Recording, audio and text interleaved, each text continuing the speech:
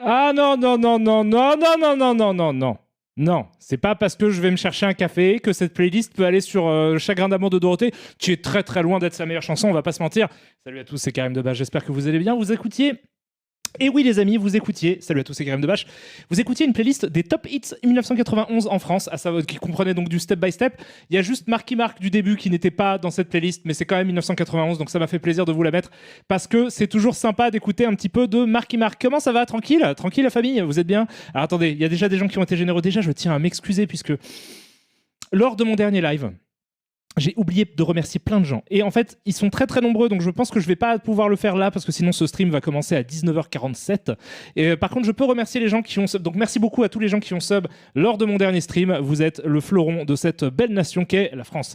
Merci aussi à tous les gens qui ont sub aujourd'hui. Vous êtes tout aussi stylés. Merci à toi Bariac pour le yo que tu m'envoies et ton 29e mois d'abonnement. Merci à toi Estella qui me dit Hello Karim, merci pour tes lives captivants et les découvertes de jeux et de films. Alors attention, tiens-toi bien à ton slip, tu risques de découvrir plein de trucs aujourd'hui. Merci à toi Mamudapao pour les 8 mois d'abonnement. Merci à Floppy qui dit bonsoir Karim.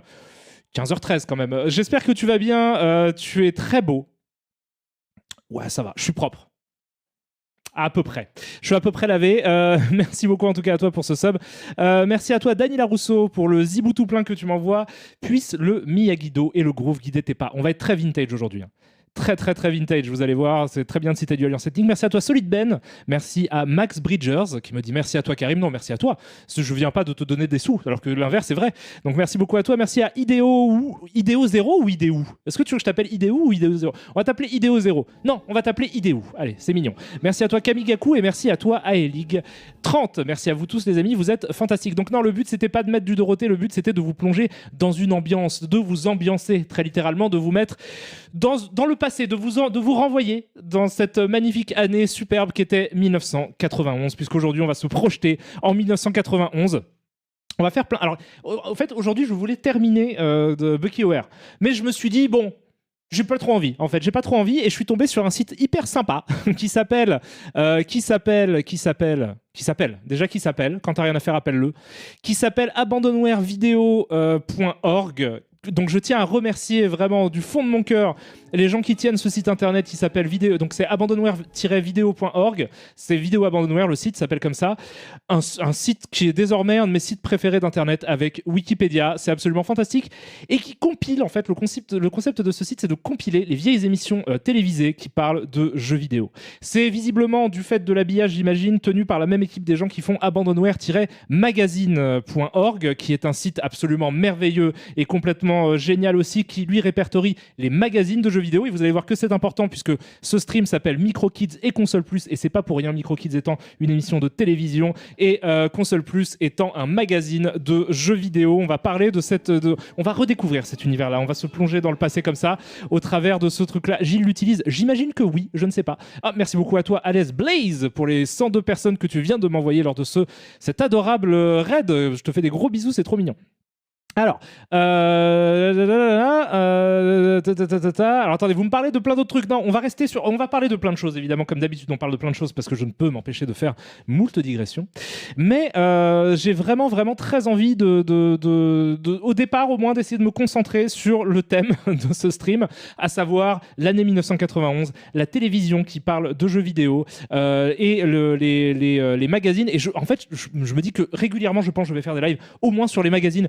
Et maintenant que j'ai trouvé ce site, en fait, aussi sur les émissions télé qui parlent de jeux vidéo, parce que c'est absolument génial. J'ai relancé un petit peu de Micro Kids, j'ai trouvé ça absolument fantastique. C'est une émission que je regardais pas trop à l'époque où ça passait, parce que déjà j'étais petit quand ça a commencé, c'est 1991, donc j'avais 5-6 piges, quoi. Et donc je connais pas non plus de ouf. Le café monte au cerveau, il est déjà bien là. C'est mon 12e, c'est mon 12e café de la journée, il est 15h. T'inquiète pas, le café est là. Merci à toi Pandarou 1331 pour ce sub. Non, il va se passer plein de trucs. Alors, c'était tout un truc, hein, les émissions de télé qui parlent de jeux vidéo des années 90. On en a déjà regardé quelques-unes lors de mes précédents streams, mais là je me dis en fait il faudrait faire des streams où on fait que ça parce qu'il y en a tellement. Je vous jure que là en fait sur le site vidéo abandonware-vidéo.org, j'ai commencé à regarder un petit peu, j'ai fait putain, ils ont aussi mis ça. Il y en a pour une quarantaine d'années de contenu. C'est-à-dire que si on se dit parce que déjà juste Micro Kids c'est 140 épisodes, je le dis direct. Donc on a du contenu à regarder pendant les 40 prochaines années. Donc un infini merci à tous ces gens qui font ce travail fantastique de répertoriage, de conservation de toutes ces des images qui sans eux seraient en vrai perdues, puisqu'elles n'existeraient que sur quelques VHS enregistrés à l'époque. Là, franchement, Karim, il prend de l'AC, c'est pas possible. Eh bien, figure-toi que non, Sinassim, je n'ai jamais touché à cette merde. Non, je ne prends pas de cocaïne, je prends du café. Mais c'est quand même fort, hein, la caféine. Hein. Mais après, je suis déjà un peu hyperactif à la base. L'archivage, c'est un des meilleurs trucs, Rufio. Déjà, Rufio, est-ce que tu vas bien? Est-ce que c'est la teuf? Rufio, j'ai reçu ma Retroid Pocket. Voilà, j'ai reçu ça. C'est pas du tout une pub. J'ai cette magnifique console d'émulation qui est la Retroid Pocket. Je l'ai pas encore chargée de ROM et tout, mais ça va bientôt le faire, ça va être super cool. Elle est classe, hein. Je sais pas quelle version tu as. Moi, j'ai pris celle-ci. Celle avec les traces de doigts. j'ai pris la crade édition. Vous l'aimez bien ou pas? Non, voilà. Mais j'aime beaucoup les consoles d'émulation, c'est super cool. T'as la noire Rufio, plus classique, plus sobre, mais très classe aussi. Le café est une drogue, absolument. C'est même la drogue la plus consommée du monde. Sachez que 90% des Américains consomment du café quotidiennement. C'est la 3+, absolument, Firefly ZZ, c'est la 3+. Parce que je crois que sur la 3, il y a un peu de la carotte. Pour les gens qui aiment les consoles d'émulation, la Retroid Pocket 2 avait fait grand bruit au moment de sa sortie. Les gens disaient que c'était super et tout. Moi, je l'avais pas. J'avais à l'époque une petite Ambernic. Et du coup, ils ont sorti la 3. Et je crois qu'ils ont été un petit peu shady avec les specs du truc. Je crois qu'il y en a pas mal qui sont défectueuses. Et ils savaient qu'ils allaient sortir la 3+, juste après. Donc, c'était un peu une carotte. Donc, de ce que j'ai compris, il faut pas se faire avoir. Renseignez-vous bien. Et je crois que la 3, elle est plutôt à éviter. Par contre, la 3+, apparemment, elle est cool. Donc, je l'ai pris. J'ai pas encore vraiment testé. Je vous ferai peut-être Non, le café est plus consommé que l'alcool, je pense. J'espère. Sinon, ce serait vraiment très triste. Ça dépend de quelle région. Mais voilà. Non, mais c'est pas mal. C'est plus confortable à tenir que la Switch. C'est comparable à la Switch, notamment du fait que les boutons là sont tout petits. Je sais pas. Moi, j'ai des grands. Enfin, j'ai des doigts assez fins, mais assez longs. Ça, c'est tout petit, je trouve. Mais c'est assez comparable ouais, à la Switch. C'est beaucoup plus petit que, par exemple, tiens, je compare mes consoles récentes que je viens d'avoir. J'ai aussi ça, qui n'a rien à voir. C'est un Steam Deck. Voilà. J'ai pris aussi la crade édition. Mais ils font des écrans tactiles aussi. Et moi, j'ai les doigts gras. Voilà. Mais bref, tout ça pour dire que je vous aime très fort et qu'on va arrêter de parler de consoles d'émulation, même si c'est dans le thème, hein, parce que ces consoles, je vais m'en servir évidemment pour jouer à des jeux rétro. C'est pas une Lynx. Non, c'est pas une Lynx. C'est complètement. Elle est magnifique, la Steam, mais elle est trop bien. Bon, alors, depuis que j'ai ça, je dors beaucoup moins. Et c'est pour ça aussi que là, je suis speed de ouf, parce que c'est un truc qui arrive quand je dors pas beaucoup, je suis speed de ouf. Voilà, je sais pas si ça vous le fait aussi, mais moi, si je manque de sommeil, je suis en fait 2 fois plus speed.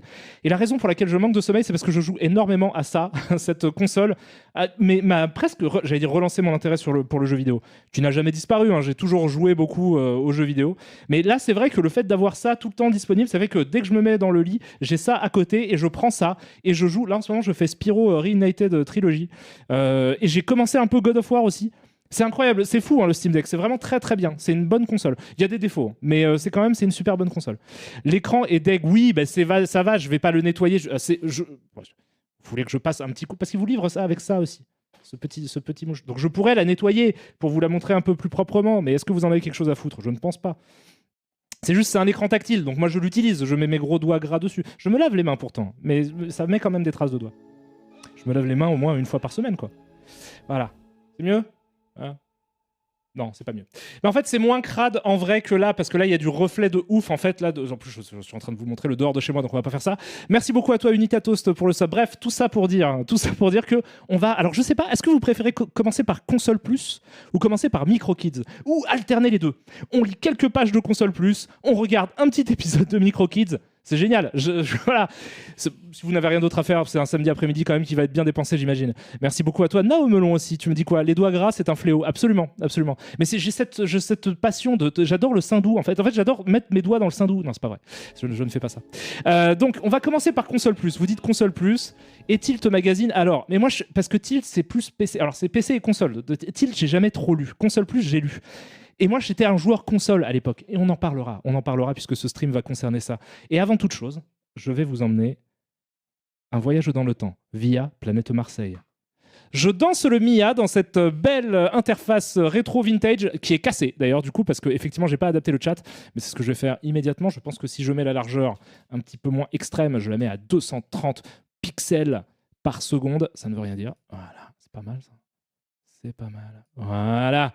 C'est Joypad le sang qu'il faut lire. Alors attendez, ce stream n'est que le premier d'une longue série, j'imagine. Parce que je pense évidemment on fera du joypad, on fera du joystick, on fera du player one, on fera du tout ce que vous voulez. Karim Debache en roue libre par manque de sommeil et trop de café. Tu viens de décrire ma vie en une phrase. Non, super. Donc c'est cool, on va pouvoir changer, mettre... Juste, je vais vous montrer un petit peu. J'ai pris donc le premier, la première édition de Console Plus. Merci beaucoup à toi, Faised, pour le sub. Tu me dis bonjour Karim, bon samedi. Ça chill en s'occupant de Tamagotchi ici. Putain, ça existe encore les Tamagotchi. Toi aussi, tu es dans un voyage dans le temps via Planète Marseille. Alors, je vais vous montrer le Console Plus de l'époque. Le premier, apparemment, je crois. Je voudrais pas dire de conneries. Oui, c'est le premier. Septembre 1991. Bam! Oh là là là là! Déjà, c'est vieux. Alors attendez, est-ce qu'on peut se mettre un peu de musique peut-être pendant ce temps-là? Est-ce qu'on peut se mettre genre un truc de type machin ou autre bidule? Est-ce que ça peut pas être super sympa? Ouais, on va grave faire ça. On va mettre de la musique. Hop, tac, tac. Bougez pas, hein. Ne bougez pas les amis. Alors, ils sont partis sur un délire allemand. N'hésitez pas à commenter le fait de pourquoi sont-ils dans un délire allemand. Regardez bien cette pochette, enfin cette cover. C'est chelou ce délire allemand. Attendez, ne bougez pas. J'ai aucune idée de pourquoi. Il y a forcément une raison. C'est pas possible autrement. Si je mets genre SNES Chill Music, on l'a fait pas mal. Hein. Ça, c'est des playlists qu'on aime bien. Hop, Relaxing Music from Super Nintendo Game. Donc là, c'est trop fort. On se projette dans 1991, enfin pas vraiment, parce que je pense que les musiques qu'on va entendre datent d'un peu après. Mais là, vous êtes dans un moment rétro. Mais je sais pas, il y a Arso, c'est de l'allemand, non? Là, regardez, là, sous le console plus... Attendez, parce que vous voyez pas mon curseur, donc c'est un peu débile ce que je fais. Je vais essayer, on va commenter ça ensemble, de toute façon. Ça, là, vous voyez le curseur? Vous voyez mon curseur? Alors c'est peut-être pas de l'allemand, j'en sais rien. Qu'est-ce que c'est Der? Je parle pas du tout allemand, j'ai fait espagnol V2. Der best schon Wunder Prima Toll Klaus Sorderlich Magazine der Welt Treschol. Pourquoi l'Allemagne? Et là, il y a Arso, donc ça pour moi aussi c'est un truc allemand. Gagner une Neo Geo et 3 cheveux. Ils sont partis dans un délire allemand. Alors pourquoi? Je ne sais pas. Très joli. C'est une belle... Mais oui, mais pourquoi? Je ne sais pas. Ça n'a aucun sens. Alors là, on peut voir donc que ce qui fait la cover, ce qui fait la couverture, c'est Shadow of the Beast, l'ombre de la bête. Heureusement que c'est pas Shadow of the Best. Ça ferait l'ombre de la... Et du coup, voilà. Donc là, alors on a ça. Et qu'est-ce qu'on nous annonce? On nous annonce le plan complet de Sonic. Eh ben, tout un programme. Qu'est-ce qu'il va y avoir dans le plan complet de Sonic? Donc il y a une soluce de Sonic. J'imagine Sonic the Hedgehog 1. Je pense que ça va être ça. Il y a quoi? Micro Kids.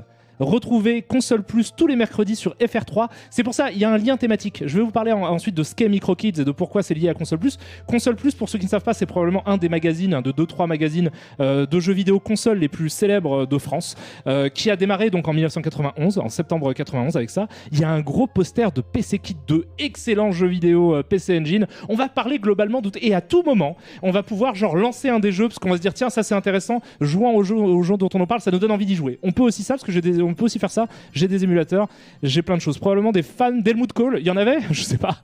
Non, mais je sais pas. Je crois que c'est que dans la cover. Hein. Je suis pas certain qu'il y ait un délire allemand qui se poursuit. Ou peut-être c'est la thématique. On verra. On va découvrir ça. Jamais vu la PlayStation de Sony. Je sais pas si vous voyez bien, mais c'est écrit en 2 mots là. C'est la PlayStation de Sony dévoilée. Alors ça, c'est quand même une exclue de ouf parce que on est en 91. On est très loin de la date de sortie de C'est le dernier rédacteur. Ah, sérieux? Il y a un rédacteur en chef de Console Plus qui m'a raid? Ah, mais c'est trop mignon. Mais gros bisous. Mais on va discuter de votre travail. Alors, du coup, du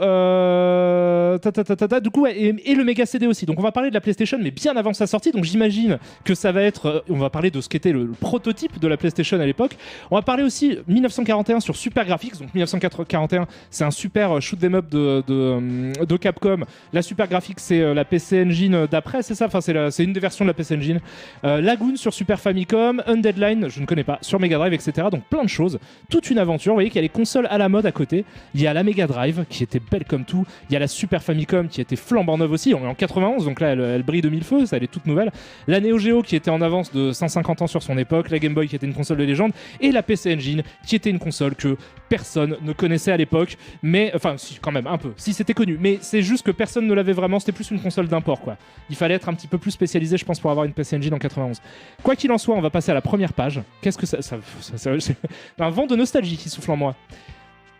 qui est une pub, parce qu'il fallait bien payer aussi le truc, mais c'est cool, c'est pub de jeux vidéo dans un magazine de jeux vidéo. Alors c'est quoi? Torturer vos méninges dans les dédales de Nintendo. Donc là c'est une page de publicité qui visiblement est consacrée aux jeux d'énigmes, aux jeux de réflexion sur NES, à savoir Tetris. Et il faut faire... Alors ce n'est pas un jeu ça par contre, messieurs de chez Nintendo, puisque en fait il suffit de lire, en fait c'est juste tu lis mais en faisant ça.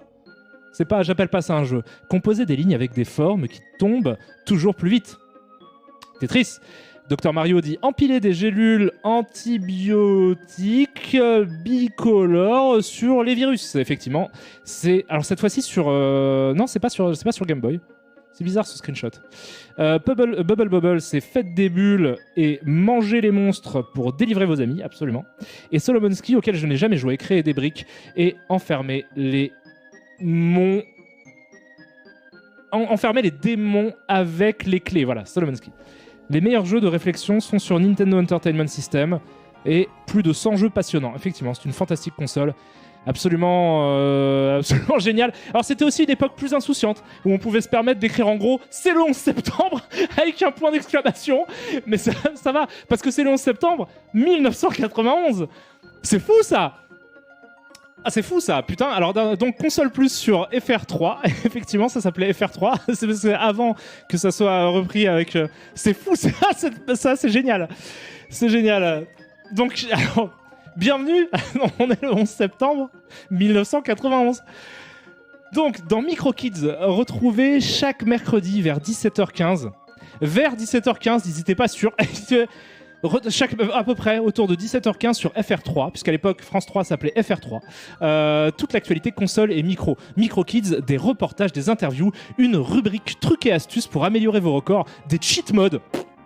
Pourquoi? Des solutions complètes. Vous rencontrerez les plus célèbres programmeurs, graphistes ou scénaristes et les cracks du joystick. J'aime bien quand c'est... Alors, je pense que ça va être... On plonge aussi dans un univers d'anglicisme absolument savoureux. J'espère que vous avez envie d'entendre ce genre de truc. Merci beaucoup à toi, Von Beware, pour le Prime. Ça va être fantastique. Vous enquêterez au Japon, aux USA, en Europe et découvrirez des previews exclusives. Et aussi le top des meilleures ventes de cartouches, ainsi que les coups de cœur, coups de gueule des lecteurs de Console Plus qui noteront en direct leur logiciel favori ou AI. D'accord, donc là on a une pub parce qu'effectivement Micro Kids était plus ou moins de ce que je comprends. Alors j'ai pas toutes les subtilités du truc, hein. Vous attendez pas à des anecdotes de ouf non plus, mais je crois que c'était sponsorisé plus ou moins par Console Plus aussi. Non, c'était sponsorisé par Micromania, mais c'était lié à Console Plus. Il y avait un truc, je sais plus quel deal ils avaient géré, mais il y avait un truc qui liait Console Plus et bien sûr Tilt à Micromania, puisque c'est comment il s'appelle, Blotière, Jean-Michel Blotière qui présentait Micro Kids, qui était aussi un des boss, j'imagine, de Tilt, qui est le premier magazine de jeux vidéo français. J'espère pas dire de conneries. N'hésitez pas à me corriger, de toute façon le chat est fait pour ça. Voilà. Donc, merci beaucoup à toi Batifolage pour le sub. Donc on nous dit le premier magazine jeu télé des consoles et des micros. Alors, c'est moyennement... Ah oui, c'est peut-être un peu vrai. Je suis pas certain que ce soit la première émission qui fasse à la fois magazine, donc qui parle d'actualité, c'est ça que ça veut dire magazine, et jeu, parce qu'il y a des trucs un peu en mode le défi du challenge en Micro Kids, mais je crois qu'il y avait ça avant, dans d'autres émissions, et je crois même que Blotière y participait. C'est du backseat si on te corrige. Non, n'hésitez pas à me corriger. C'est pas des lives qui sont vraiment écrits ou quoi, donc là, pour le coup, j'ai aucun... voilà. Donc il y a des jeux, en tout cas, dans Micro Kids. Micro Kids permettra aux plus grands champions console ou micro de s'affronter sur les grands hits du moment, avec bien sûr des cadeaux à la clé. Oui. Et je pense à un moment, j'ai un concept, je vous en parlerai tout à l'heure. Vous pouvez dès maintenant écrire au journal pour participer à ces méga matchs, parce qu'ils organisaient des espèces de compètes en fait de jeux vidéo entre des gosses de l'époque, ce qui était complètement génial et révolutionnaire et fantastique, même si je pense pas que ça a été les premiers à le faire. Des concours. Pour son premier concours, Micro Kids fait appel à tous les scénaristes en herbe. Alors ça, j'ai cru voir, c'était sponsorisé par le ministère de la Culture, je crois. Attendez. Si vous voulez créer votre propre jeu, ne manquez pas le règlement du concours dans Console Plus d'octobre. Alors ça, c'est fou. Ouais. On va se renseigner un petit peu, on va vraiment essayer de replonger dans ce monde-là. Et des records, donc envoyez sans tarder vos records à Console Plus, accompagnés d'une photo d'écran justificatrice. Les meilleurs scores seront annoncés au cours de l'émission. Effectivement, à l'époque, il y avait tout un tas de trucs, tu pouvais en fait envoyer tes records de jeux vidéo pour qu'ils figurent dans les magazines de l'époque, et donc à la télé aussi par le biais de de MicroKids, j'imagine. Mais du coup, pour le faire, évidemment, il n'y avait pas la notion de prendre un screenshot de son écran. On ne pouvait pas capturer juste un truc. Donc, ce qu'il fallait faire, très littéralement, c'était prendre une photographie. Et prendre une photographie, alors je dis photographie, je pourrais dire photo, mais prendre une photographie analogique, photochimique, pardon. Il n'y avait pas de photo numérique. Donc, par conséquent, il fallait vraiment prendre ça sur de la pellicule et l'envoyer. Ce qui, j'imagine, était très compliqué, ce que je n'ai jamais fait. Même à l'époque, je ne faisais pas ça. Mais il y avait ça, quoi. C'était complètement une autre époque assez dingue. Ça me rend fou. Et là, on voit donc il y a les sponsors. Donc on a Console Plus, Tilt, Micromania et FR3. Donc c'est une espèce, c'est ces 4 entités-là en fait qui vont se réunir pour créer, pour faire MicroKids. J'ai l'impression. Voilà. On passe donc au sommaire évidemment. Donc on va voir un petit peu ce qu'on va avoir dans ce numéro de Console Plus. Console Plus, l'actualité sur toutes les consoles. Alors moi j'étais vraiment un joueur console. C'est aussi pour ça que j'ai décidé de pas faire Tilt, ou en tout cas pas tout de suite. Il faudrait que je me renseigne un peu plus. À l'époque j'avais pas d'ordinateur en fait. Mon premier ordinateur je l'ai eu, je sais plus exactement quand, mais genre Counter-Strike était déjà sorti. Parce que ça a été un des premiers jeux que j'ai eu. Donc je l'ai jamais, avant ça j'avais pas du tout d'ordi. J'ai pas connu l'époque, j'avais pas d'Amiga.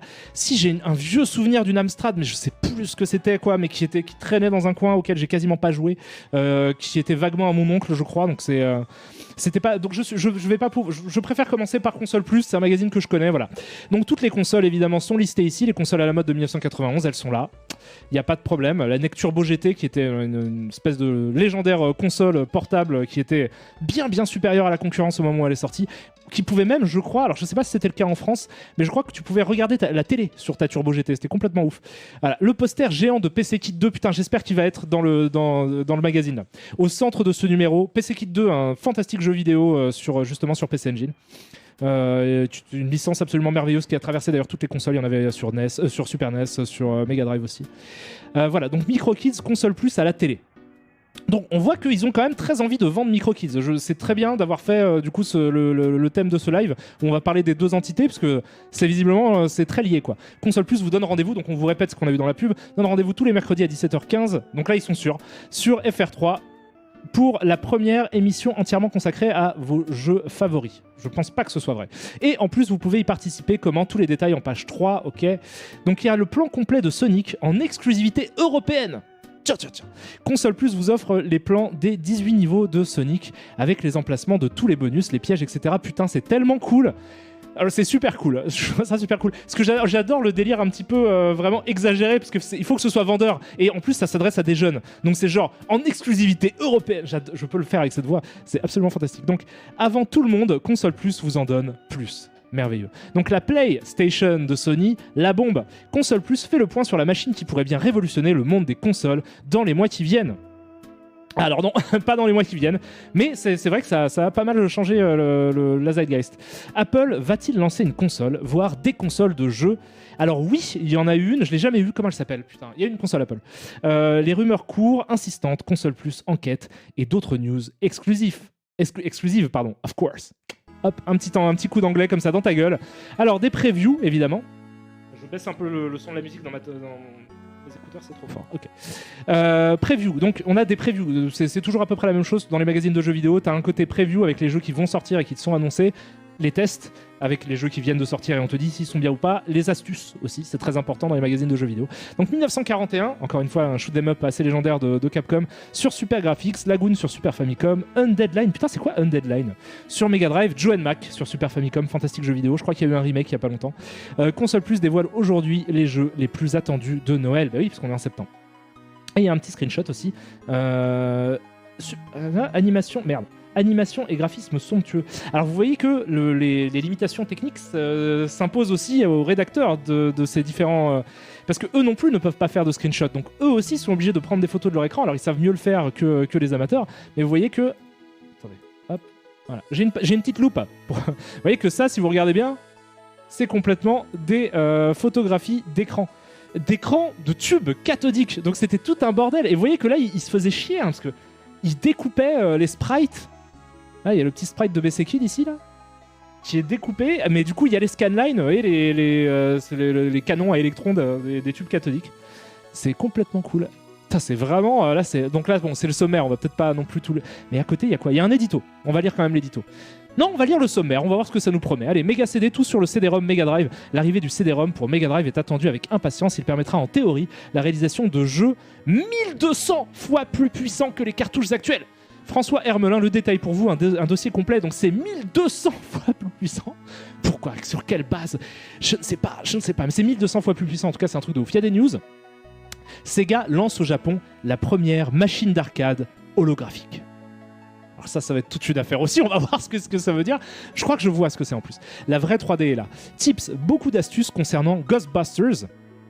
Sur quelle machine? On ne le saura pas, on le saura plus tard. Et les tips indispensables pour augmenter vos scores. Super. Gagner une Neo Geo et 3 jeux. Jouer avec Console Plus et Tilt et gagner une Neo Geo. Alors, énorme cadeau.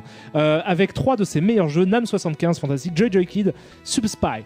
Pour gagner, il vous suffit de répondre à 3 questions avant le 30 septembre 1991. C'est un peu tard, c'est dommage pour vous, mais super cadeau parce que la Neo Geo c'était de loin la console la plus chère à l'époque, et encore aujourd'hui, une console hors de prix qui était complètement ouf et complètement overpower par rapport à la concurrence. Mais c'est un super cadeau. Hit Parade, toujours le classement des meilleures ventes du mois, recueilli par Juliette Van Paschen, Pasken, je ne sais pas comment ça se prononce, auprès des plus grands spécialistes du jeu sur console, Micromania, Auchan, Ultima et Shoot Again. Sans oublier bien sûr Bandai pour toute la partie Nintendo. Pourquoi pas. Donc les courriers, ah oui, parce qu'il y avait tout un truc autour des courriers des lecteurs aussi, c'était super important à l'époque. Tu pouvais envoyer un petit message à la rédaction qui publiait le message, parfois avec une réponse aussi.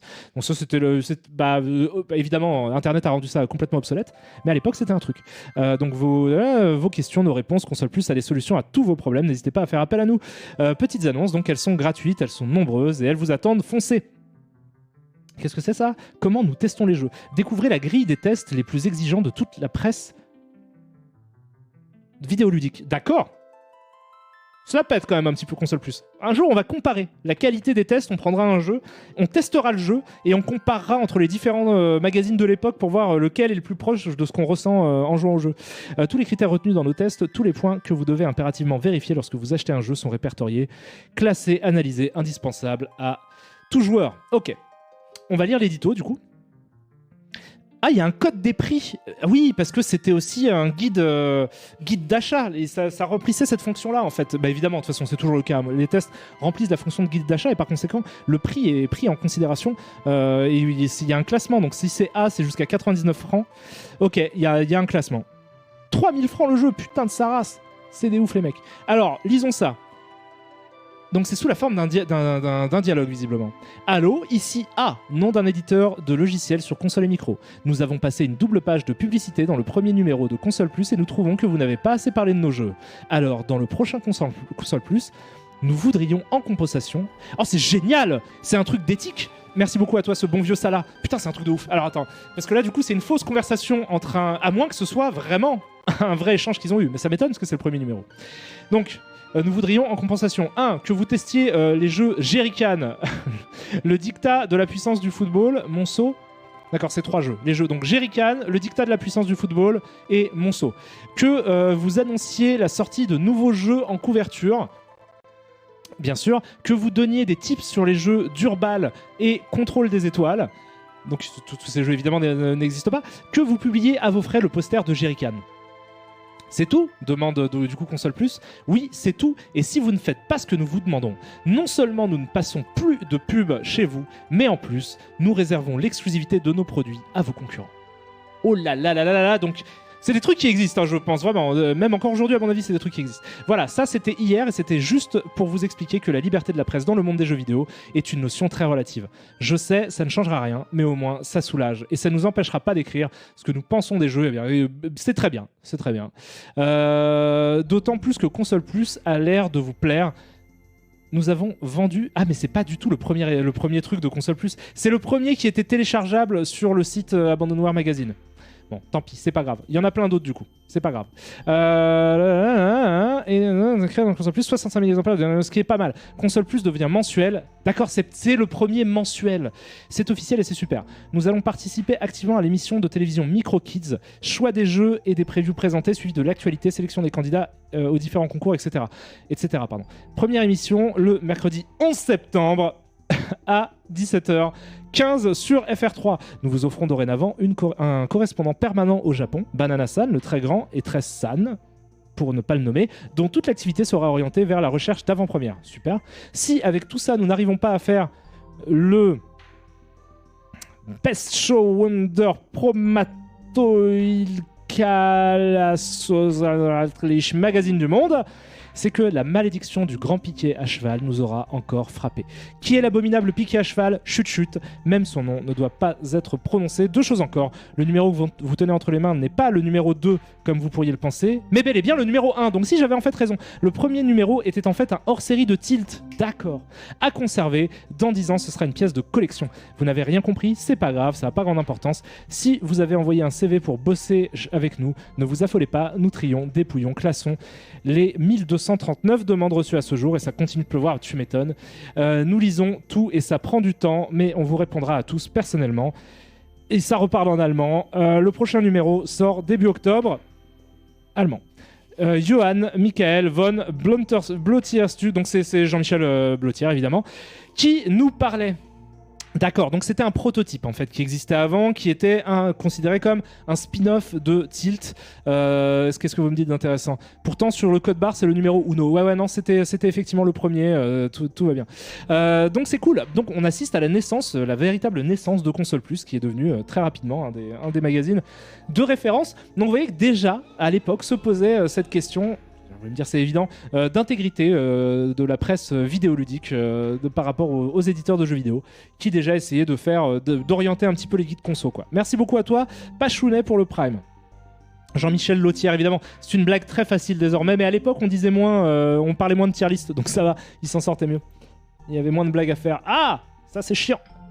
Ça c'est chiant. Console Plus vous offre les plans du fabuleux Sonic sur Mega Drive. Attendez, je peux peut-être le tourner. Merci beaucoup à toi, Marie Curie, pour le Prime. Est-ce que je peux tourner ça? Hop, transformer, rotation. Rotation, les amis. Ça va marcher. Aiguille d'une montre, voilà. Ok, donc Console Plus, je peux lire là. Console Plus vous offre les plans du fabuleux Sonic sur Mega Drive. Ils ont pour but de vous faciliter le passage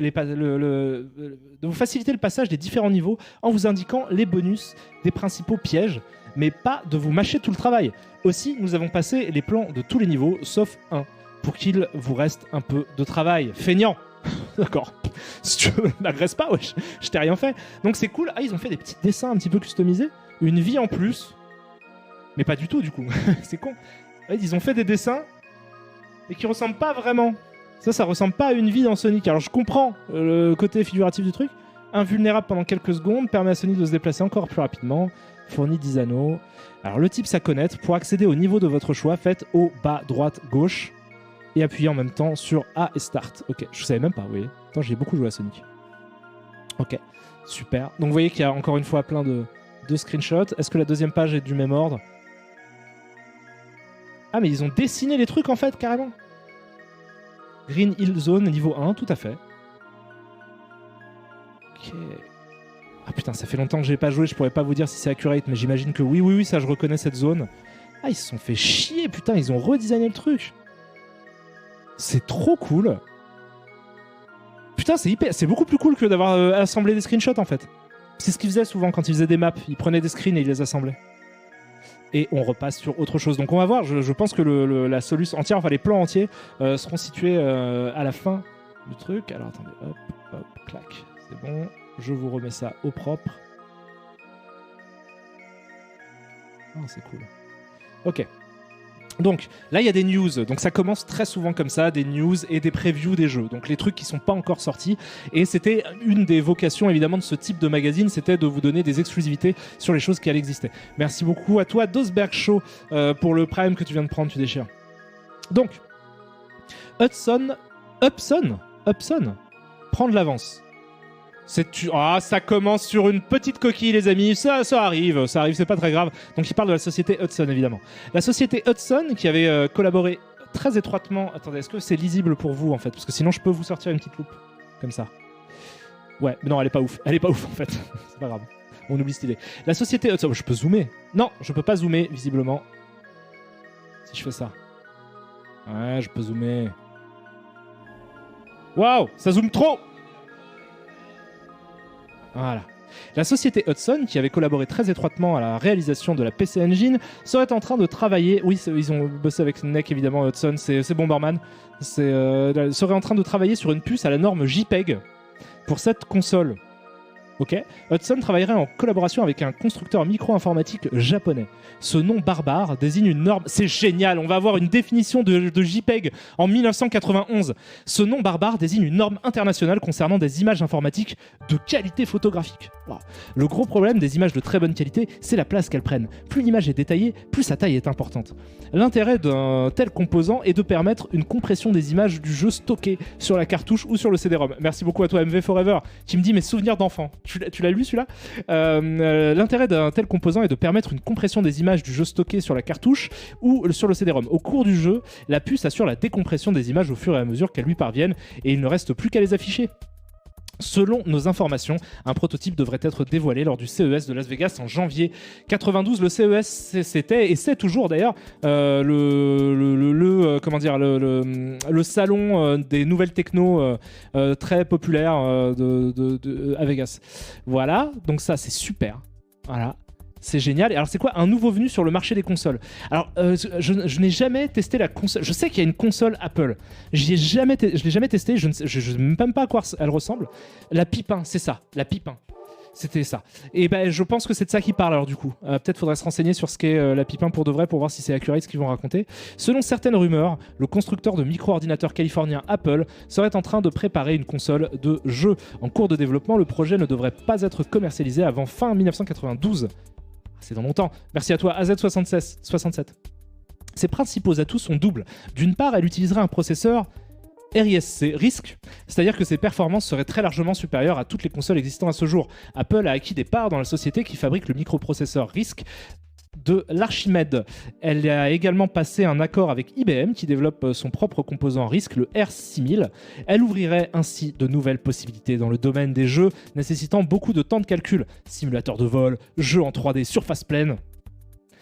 On précisait 3D surface pleine en opposition au fil de fer, quoi. Recours au fractal en temps réel. Carrément, on était sur des bails de fractal en temps réel. D'autre part, elle serait prévue dès l'origine pour fonctionner en réseau, à l'aide d'une version plus élaborée du célèbre Apple Talk, développé par la firme à la pomme. Cela signifie concrètement que l'interactivité entre les joueurs et le jeu sera largement plus importante. Le principe est identique au câble qui relie deux lynx. C'est cool, par exemple. Mais ces possibilités seront beaucoup plus impressionnantes grâce à la puissance de la machine. Il parle du jeu online, en fait. Il sera possible de s'entraider ou de se combattre dans un jeu. C'est ouf! Lors d'une partie de jeu d'aventure rôle, un des joueurs pourra traverser une forêt pendant que son coéquipier explore un donjon. Et si dans la forêt, le premier joueur trouve par exemple un souterrain qui le mène également dans le donjon, les deux joueurs pourront se rencontrer et se voir à l'écran. Il y a une description, une proto-description, enfin une description d'un proto-MMORPG éventuel, quoi. C'est complètement incroyable. C'est le turfu. C'est incroyable, c'est génial de voir ça. Donc 6 coups risques. Je ne sais pas, tout un programme. Toutes les consoles actuelles, de la Game Boy à la NES en passant par la Super Famicom, utilisent un microprocesseur CISC. Alors, je ne m'y connais pas assez. Là, pour le coup, je ne sais pas ce qu'est un RISC, un CISC, je ne sais pas. Le microprocesseur est le cœur de la machine. Ça, ok. Les premiers microprocesseurs avaient des capacités limitées et donc ne comprenaient que quelques commandes. Puis, peu à peu, avec l'apparition des processeurs 8 bits, 16 bits et même 32 bits, ce langage de commande est devenu de plus en plus important et complexe. Les microprocesseurs RISC sont nés d'une réaction à cette croissance du nombre d'instructions. Pour accélérer toutes les opérations de calcul, on a conçu des puces qui ne comprenaient qu'un nombre peu important d'instructions, mais qui les exécutait très rapidement. En effet, toutes les instructions très compliquées peuvent être décomposées en une série de commandes très simples. Bon, il nous explique juste que plus ton processeur il est puissant, plus il fait de calcul. Ça, on a compris. Donc c'est cool. Continuons, c'est merveilleux. La nouvelle console de Sony, ouais, yes, pas du tout. Alors, pas du tout. Alors, est-ce que ce design vient de Console Plus de la rédaction ou est-ce que c'est un truc qu'ils ont récupéré? Je ne sais pas. Mais ce n'est pas une PlayStation de quelque manière que ce soit. Ah, c'est cool. L'homme canard dit ouf, les illustrateurs étaient pas payés cher. C'est peut-être un style. Moi j'aime bien ce délire là de petits dessins un peu enfantin. Merci à toi Lazarus7 pour ce fantastique sub que tu viens d'offrir à Barbouilleur Nocturne. Qui du coup pète sous la couette, j'imagine, Barbouilleur Nocturne. C'est pas grave, mais je te conseille une petite cure de charbon. Allez, la nouvelle console de... Donc on nous présente la PlayStation pour la première fois, quoi. La nouvelle console de Sony, la PlayStation, devrait voir le jour cette année. Pas du tout. Sony ayant acquis tout à fait légalement la technologie Super Famicom auprès de Nintendo lors de sa lune de miel avec cette société. J'ai mal lu cette phrase. Donc, Sony ayant acquis tout à fait légalement la technologie Super Famicom auprès de Nintendo lors de sa lune de miel avec cette société, a annoncé que la plupart des jeux Super Famicom existants seront compatibles avec sa PlayStation, qui là cette fois est écrit tout attaché. Quelle différence alors entre une Super Famicom de Nintendo et une PlayStation faisant tourner les jeux? Je pense qu'il y a une suite à cette phrase. Faisant tourner les jeux. Merde. Attendez. Non, si je reste zoomé, je connais pas les. Je suis nul. Non, ça je reviens en arrière. Attendez. Hop, tac, tic, touc. C'est bon? Ouais, c'est bon. Ok. Tac. Super Famicom.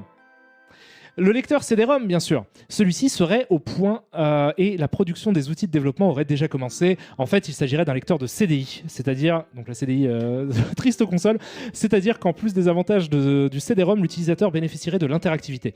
Le lancement du lecteur CDI grand public doit avoir lieu à la rentrée au Japon et aux USA, et Sony semble maîtriser cette technologie. Les jeux sur CD de la PlayStation porteront le nom de Super Disc. Pas du tout. Ils offriront 680 mégabits de données, soit 30 mégabits de plus que le futur format Nintendo Philips. Donc Philips et la CDI.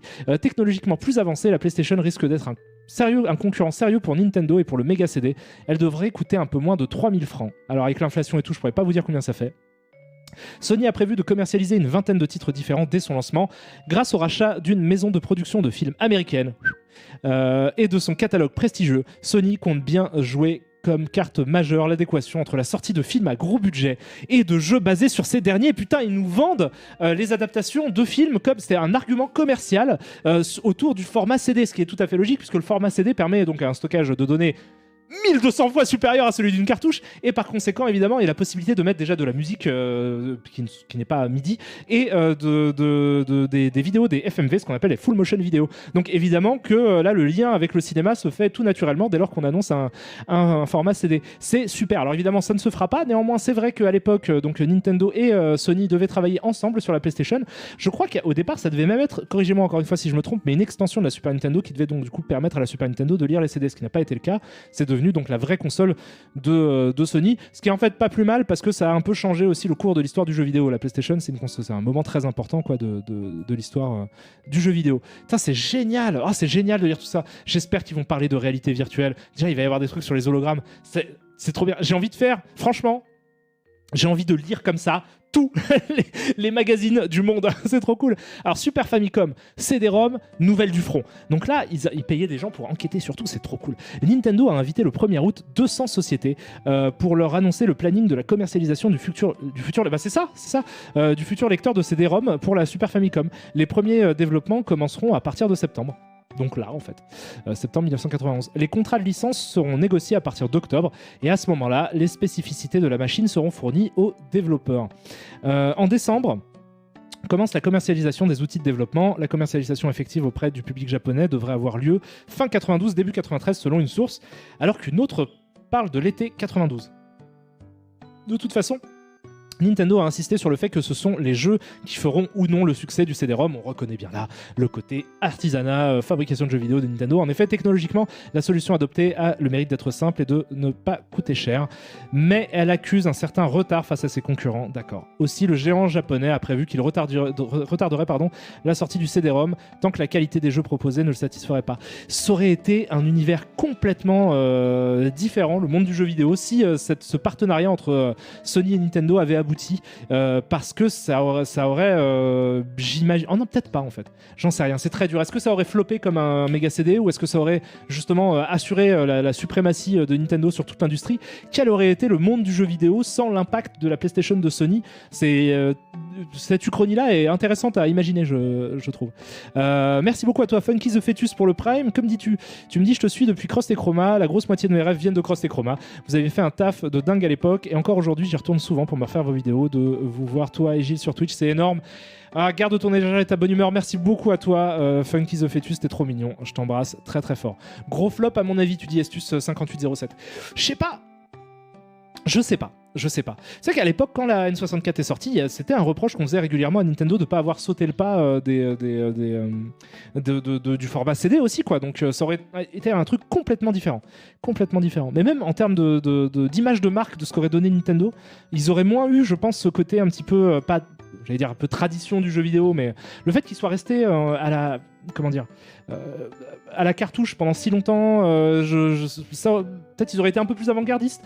Peut-être que ça les aurait obligés, en fait, à s'orienter vers quelque chose d'un peu plus adolescent dans les années, au milieu des années 90, quoi. Après, il y a l'échec aussi des Zelda et des Mario, enfin du Mario et des Zelda CDI, donc, qui vient d'un partenariat qu'ils avaient fait avec Philips, qui peut-être les a vaccinés. Peut-être que du coup ils auraient fait mieux avec Sony, je sais pas. C'est très dur à imaginer, mais ça aurait été drastiquement différent, quoi. Le monde aurait rien à voir. J'aurais pas pu commencer le dernier God of War sur mon Steam Deck. Autopsie d'une console mort-née. On dit mort-née comme ça ? Oui, sûrement. Nous connaissons maintenant plus précisément la console d'Atari, la Panthère.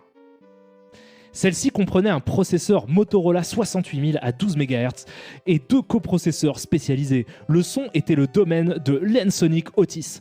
Il propose 32 voix en stéréo, étant chaque fois indépendante pour ce qui est du volume et de la possibilité de basculer en stéréo ou en mono. J'ai aucune idée de ce qu'on me raconte. L'Object Processor gère les sprites jusqu'à 83 840 sprites. Waouh, ça en fait du diabète. Alors, je sais pas, qu'est-ce que ça veut dire 83 840 sprites. Donc déjà, ce n'est pas possible. Mais qu'est-ce que ça veut dire? Il permet de réaliser des transferts de mémoire très rapides. Une page écran est copiée presque instantanément. Je ne comprends pas ce que je lis. La puce peut également opérer des rotations, des zooms, des distorsions. Ça, ok, je comprends. La Panthère affichait 32 couleurs. 32 couleurs pour 83 840 sprites, ça fait pas beaucoup de couleurs par sprite, avec en plus la possibilité de switcher entre les palettes. Ok, faudrait se renseigner sur la Panthère. C'est la première fois, je crois, que j'entends parler de l'Atari Panthère, quoi. La Jaguar. C'est celle-là ou pas? Ils l'ont rappelé la Jaguar ou pas? C'était la Panthère à la base, elle devait s'appeler Panthère, ils l'ont appelée Jaguar? Pourquoi pas? Pourquoi pas? C'est peut-être ça. Oui, c'est ça? Ok. Non, console différente. Ah bah mettez-vous d'accord. Vous me dites sûrement, oui, oui. On sait pas trop du coup. Peut-être. Elle est mort-née, donc jamais sortie. Oui, non, mais ça c'est ce qu'ils disent, mais peut-être que peut-être que ça a donné autre chose. La Jaguar est bien plus tard. Proto-Jaguar. En tout cas, forcément, c'était la base de ça, quoi. Ça peut pas être une console de la même marque avec un nom assez proche, conçue avant la Jaguar. Donc non, c'est un autre projet. Qui a donné la Jaguar probablement par rebond, mais c'est une console que j'ai jamais eue, moi, la Jaguar. Je sais que Seb aime beaucoup son Atari Jaguar, mais moi, j'ai jamais eu. Alors, interview d'un membre du Best Nintendo Team Player. Alors déjà, qu'est-ce que le Best Nintendo Team Player? Eh ben, on va le découvrir. Tim Dale, donc c'est lui, j'imagine, le Power Ranger rouge, ou le Père Noël. Tim Dale est un garçon heureux. Ça se voit de ouf, hein. Attendez. Ouais, il est heureux de ouf. À 22 ans, il est payé pour jouer. Tous les jours, il teste et joue à des dizaines de jeux différents sur NES ou Super NES pour le compte de Nintendo. Il a accepté de répondre à quelques-unes de nos questions. Donc c'est ça le Nintendo Team Player, c'est des bêta-testeurs de jeux en fait. Comment devient-on membre du Best Nintendo Team Player? Tim Dale répond « Il faut connaître parfaitement bien tous les meilleurs jeux de Nintendo. Ensuite, il faut passer une sélection après 4 semaines de tests et d'entraînement. » Mais comment Nintendo recrute-t-il ces candidats? Ils passent de petites annonces dans les magazines spécialisés, tels que Console Plus. Qu'est-ce que tu penses de ton travail? Ah, c'est le plus fantastique job que je connaisse de tout le Kentucky.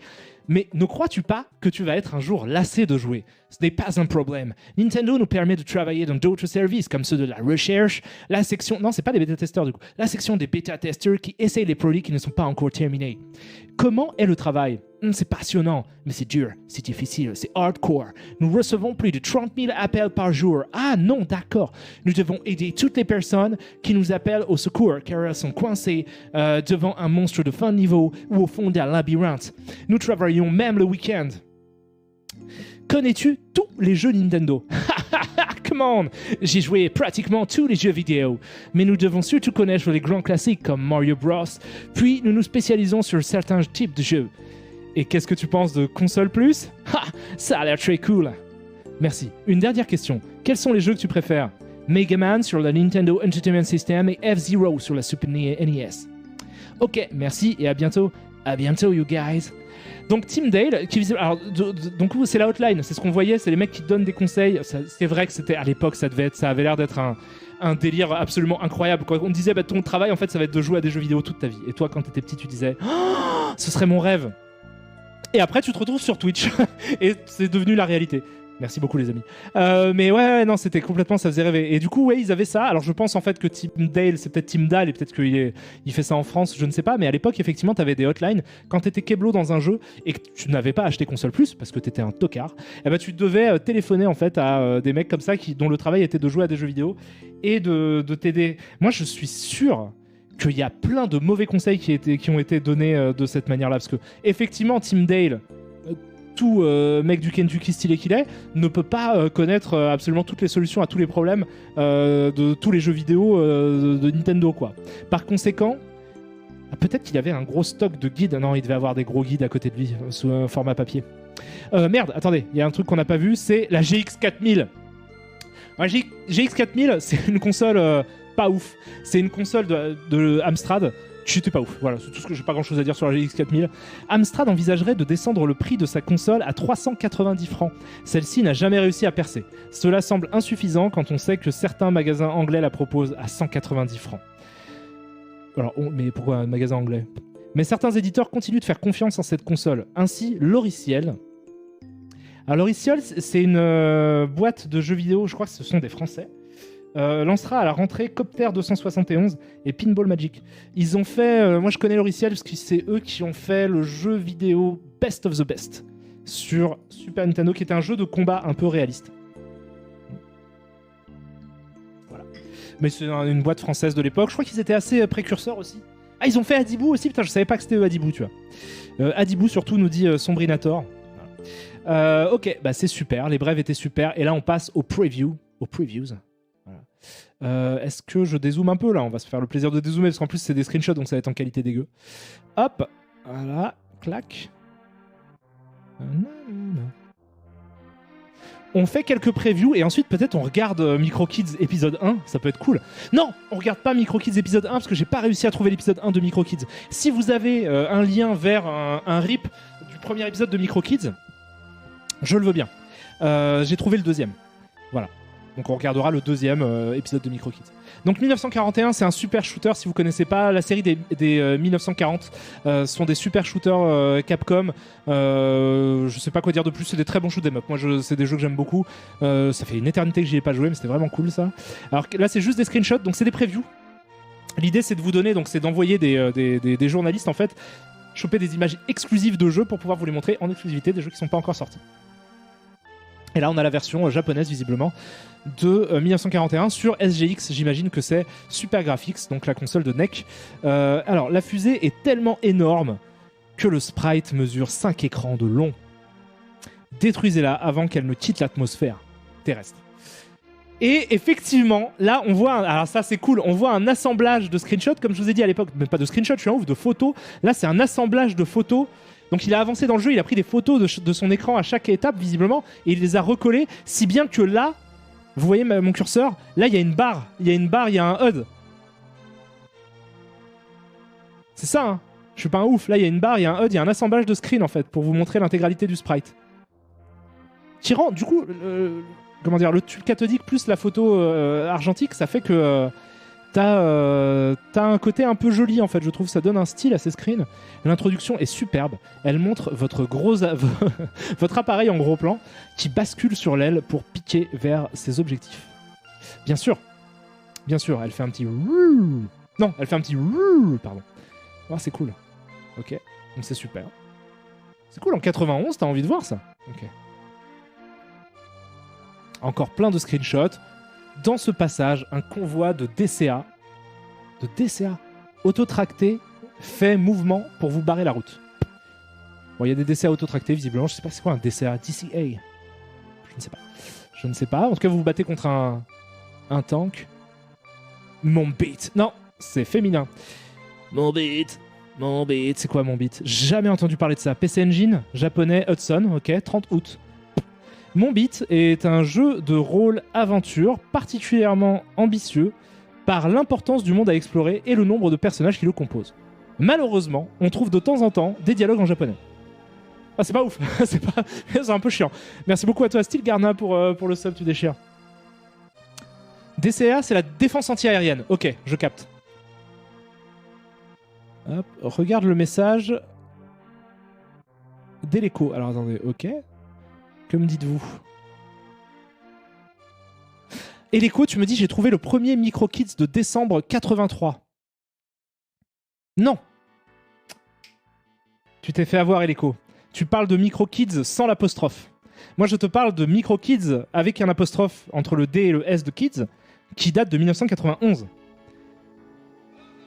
C'est pas grave, c'est pas grave, on commence sur le deuxième épisode, et puis quoi, qu'est-ce que ça change après tout? C'est pas très grave. Merci à toi Dwidi pour le Prime, tu déchires, c'est ton 9e mois d'abonnement et c'est ton 7e mois consécutif, tu déchires. Voilà, donc alors je ne connais pas du tout mon beat, je ne savais pas que ça existait, mais ça a l'air sympa, en tout cas les screenshots vendent du rêve, peut-être un peu les regarder comme ça là, avec la loupe. Vous voyez que donc ça a l'air intéressant, ça a l'air effectivement un jeu d'aventure, peut-être un peu RPG, non? C'est un jeu à la Zelda éventuellement, je ne sais pas. Je ne sais pas si c'est un action RPG ou un RPG tout court. En tout cas, ça a l'air assez classique. Ça a l'air d'être du Dragon Quest slash Zelda slash FF slash tout ce que tu avais à l'époque. Ok, super. Ah, Joe Mac. Alors Joe Mac, c'est connu, c'est sorti... Merci beaucoup à toi, Plix Twitch, pour le Prime que tu viens de me filer. Alors Joe Mac, c'est connu, ce sont des jeux de plateforme, une série de jeux de plateforme du coup qui a la particularité d'être 2 joueurs. Et ça, c'était quand même super à l'époque de pouvoir jouer à 2. Si je ne me cours pas, je confonds pas avec un autre. Parce qu'il y avait Prehistoric Man aussi. Donc, qui lui était un joueur, Prehistoric Man. Mais c'était vraiment cool, Joe Mac. Je me souviens que c'était vraiment super sympa. Il y avait ce délire à l'époque des jeux de plateforme. Merci beaucoup à toi, le duc du Pontard. Pour ton sub, tu déchires. Eric, tu me dis, salut, j'ai trouvé un épisode de MicroKids 91 sur YouTube. Alors j'ai cherché sur YouTube, il y est pas. Là, c'est vraiment si quelqu'un a un rip, ou alors t'es très fort en recherche. Moi, je l'ai vraiment pas trouvé celui-là.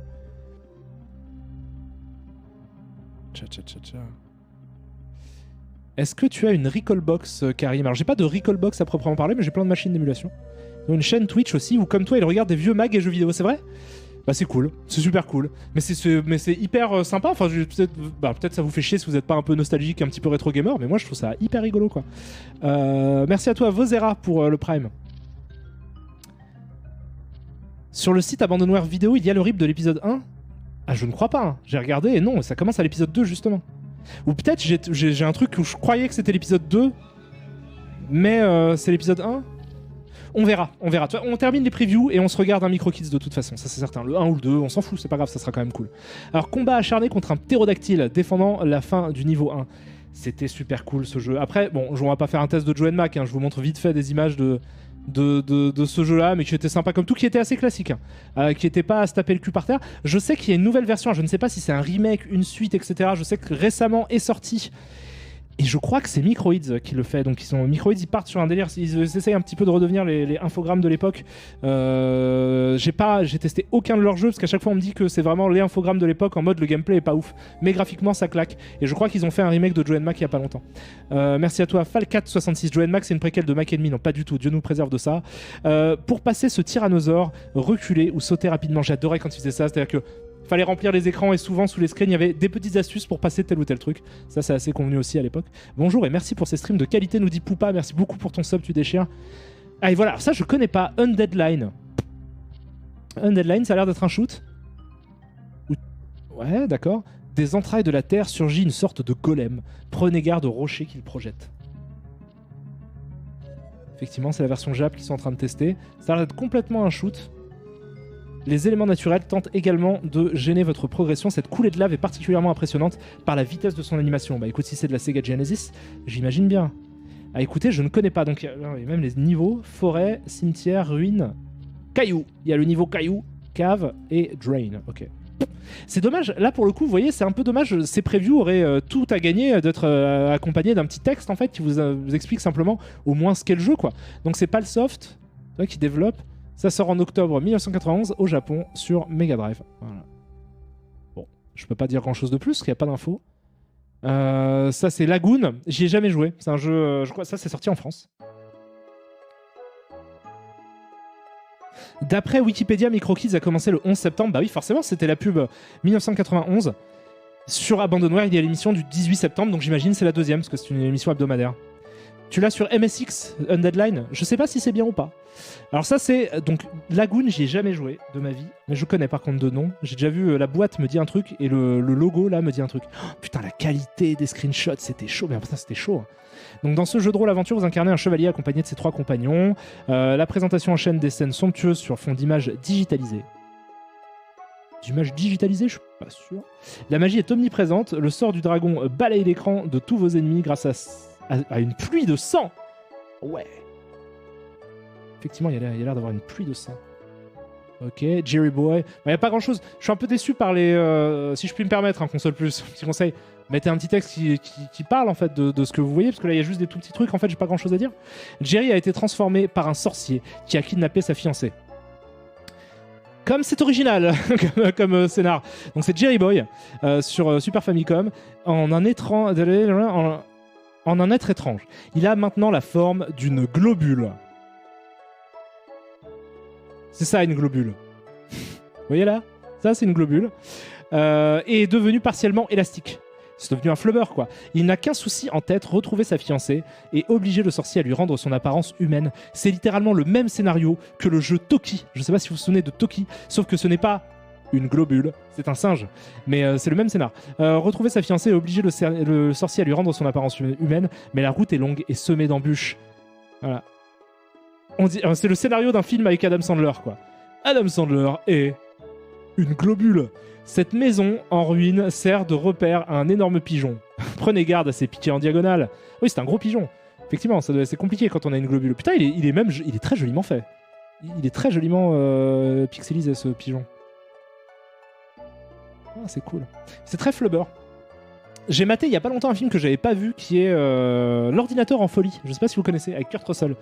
Je vous recommande, c'est les films des années 60 Disney. Je dis ça parce que Flubber est un remake du coup d'un film des années 60 Disney. J'ai tellement claqué de thunes dessus en arcade. Toki, ouais, il était dur de ouf. Il était dur de ouf. Salut Karim, juste pour dire merci pour tes rediffs de live qui m'accompagnent dans les transports. Tout le plaisir est pour moi, Karlkou, c'est cool que ça te fasse plaisir. Ouais, alors c'était de quoi Toki, c'était dur de ouf. C'était hyper difficile, je trouve. Rolling Thunder, le 2. Pareil, jamais joué. Alors, notre agent secret est de retour. Attendez, j'enlève cette loupe. Non, je vais pas enlever cette loupe, je vais lire avec cette loupe. Non, c'est chiant, c'est chiant. Avec la loupe, c'est encore pire. Je pense que c'est mieux comme ça pour vous, même si je vais zoomer. Tiens. Ah oh, putain. J'ai du mal avec les raccourcis de ce soft. Alors, notre agent secret est de retour. Une organisation criminelle basée sur le chantage et l'espionnage. Voilà, ça c'est cool, ça raconte. Et a réussi à neutraliser des satellites en orbite autour de la Terre. Ouh là là là là. Elle donne un ultimatum aux différentes puissances. Si ces exigences ne sont pas respectées, elle détruira tous les satellites. Vous devez donc démanteler cette organisation. Basée sur le jeu d'arcade, c'est pour ça que je connais le nom. Cette cartouche permet à un second joueur incarnant un agent féminin de participer au jeu. J'ai envie de tester ça, donc c'est sur Mega Drive. Je n'ai jamais joué à Rolling Thunder 2, ni au premier d'ailleurs. Dans les années 90, les satellites ont été détruits les uns après les autres. Eh ben non, du coup, ça a déjà été détruit. En tout cas, là, il faut mettre la misère à ces putains de destructeurs de satellites. Ça a l'air cool, ça vend du rêve un peu. Voilà, on a Earthlight aussi, un jeu Hudson Soft. Le jeu de stratégie plus que d'arcade, Earthlight est le premier jeu d'Hudson Soft pour la Super Famicom. Le japonais, ah ouais ? Premier jeu Hudson Soft. Le japonais est vivement conseillé pour profiter pleinement de ce jeu qui paraît particulièrement riche. Effectivement, je me lancerai pas du tout dans un tactical, dans un jeu de stratégie en japonais. C'est quelque chose que je ne vais pas faire. Popil, un jeu qui en est encore à son premier stade de développement et sur lequel, vu la qualité des effets graphiques 3D du fond, nous reviendrons bientôt, je pense. Est-ce que ce n'est pas de la vraie 3D? On va pas se mentir, je pense que c'est un damier qui a été vaguement... Je sais même pas si ça a été animé, ça. Merci beaucoup à toi, d'un nom d'organe, pour le sub. Tu me dis yop yop Karim, yop yop à toi. C'est ton 8e mois, ça fait plaisir. Merci beaucoup à toi. Ce n'est pas de la 3D, hein. Ce n'est pas de la 3D. Et Super Shanghai Dragon's Eye. Donc qui est un jeu de Mahjong, visiblement. J'y connais que dalle en Mahjong. Hotbee a réalisé un jeu de Mahjong basé sur le Shanghai d'Activision. Il y ajoute un nouveau concept, le Dragon's Eye. Dans cette variation du jeu, parce qu'il y a plein de variantes en fait du Mahjong, un joueur doit retirer les pièces 2 par 2 comme dans le jeu de Mahjong original, pendant qu'un second joueur pète à côté de... Non, pendant qu'un second joueur ou l'ordinateur, faisant exactement l'inverse, en remet 2 par 2. D'accord. Ok, bon, je connais rien au Mahjong, donc c'est sûrement super, mais je pourrais pas dire grand-chose là-dessus. Encore des previews, Toadjam and Earl. Un jeu que j'ai jamais trop kiffé. Alors je suis désolé, je sais que c'est un jeu un peu culte pour plein de gens sur Mega Drive, mais je le trouvais un peu mou en fait. C'est un jeu vu du dessus, un petit peu, c'est un peu proche d'un Zombie Ate My Neighbor. Tu te balades sur une map et tu dois choper la sortie. Donc, deux extraterrestres plutôt loufoques ont craché leur vaisseau qui a éclaté en 1000 morceaux. Aidez-les à retrouver les diverses pièces de leur fusée. Vous pourrez collecter divers cadeaux qui vous aideront et vous seront totalement inutiles ou encore vous retarderont dans votre tâche. Ok. Je trouvais qu'esthétiquement c'était un peu cheapos en fait, Toadjam and Earl. Après j'y ai très peu joué aussi. C'est vraiment le genre de jeu que j'ai juste vaguement testé quoi. Mais je trouvais ça un peu mou. Voilà. Karim, tu n'as visiblement pas assez joué à Yakuza. Pourquoi? Qu'est-ce que ça a à voir avec Toadjam and Earl? Toadjam and Earl, c'est populaire aux US surtout. Il y a aussi des, il y a des Français, des Européens qui aiment bien aussi. Putain, mais merde, je vous mets en fait là, je viens de me rendre compte que mon alert box, elle est toute, donc vous ne vous voyez pas sub. Je suis désolé. Merci à toi, Elric 1988 pour le prime que tu viens de nous filer. Tu déchires de ouf. Et oui, il y a un remake récent aussi de Toadjam and Earl que je n'ai pas du tout essayé. Shining and Darkness, un donjon et dragon dans la plus pure tradition. Ce qui veut pas dire grand chose quand tu parles d'un jeu vidéo, parce qu'il y a eu plein de styles de jeux différents, Donjons et Dragons. Aider le roi à retrouver sa fille et à la conserver. Ok. C'est très bizarre. Un système d'icônes assez pratique permet d'effectuer les opérations nécessaires. Ah, ils sont vraiment dans le. Ils te donnent le début de la base du truc, quoi. Après, ton imagination fera le reste. Donc ça c'est Phantasy Star 3, Generations of Doom. Je connais très peu les Phantasy Star. Le troisième épisode, je connais bien Phantasy Star Online. Le troisième épisode de la saga risque de connaître le même succès que les deux premiers. Les graphismes sont encore plus géniaux que dans les épisodes précédents. C'est vrai que ça claque un peu. Donc c'est des RPG dans un monde un peu du futur, mais un peu Heroic Fantasy aussi. En revanche, le système de combat ne s'est pas amélioré. Heureusement que la quête immense et passionnante vous fera oublier ce petit désagrément. Moi, je connais très peu les Phantasy Star. On m'a juste dit que c'était très dur. Voilà, que c'est des jeux très très difficiles. Voilà, c'est tout ce que je sais. Hop. Merx, qui est fantastique, je le connais en arcade.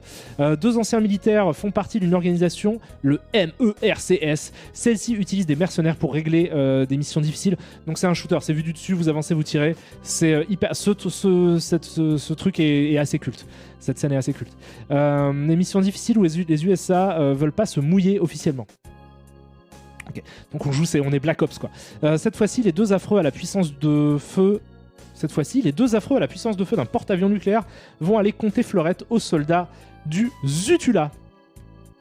C'est bizarrement écrit. Ce commando qui peut se jouer à deux est de très bonne qualité, a la joie profonde d'arroser. Oui, commando, c'est un peu le jeu fondateur de ce style. D'arroser à la M16 les rangs de l'ennemi tout en balançant quelques grenades pour taquiner les survivants. J'adore taquiner les survivants. Blue Shadow, c'était super ça, Blue Shadow sur NES. Année 2029, un cinglé qui s'est baptisé l'empereur Garuda dirige la plus importante mégalopole des USA. Des rapports de ses espions viennent troubler son existence et le calme fait face à la peur. Les ninjas passent à l'attaque. Ça, on était à fond dans la ninja craze de l'époque. Ah, Dream9, tu me dis, Elric 1988 a trouvé un lien pour un Micro Kids et je crois que c'est le premier. Super cool. Est-ce que... Alors, on va s'arrêter là peut-être parce que là, c'est que des images. Donc, il y a Avengers, il y a Blue Marlin... Je sais pas ce que c'est. Defenders of Dynatron City. On a Davis Cup, donc un jeu de tennis.